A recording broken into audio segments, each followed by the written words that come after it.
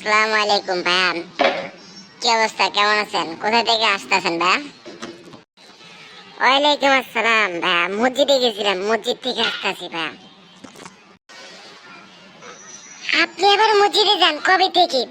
কোনোদিন দেখলাম না মসজিদে যেতে। না তা ঠিক আছে, আজকে মসজিদে মিলাদ দিছিল তো, তার জন্য গেলাম আরে।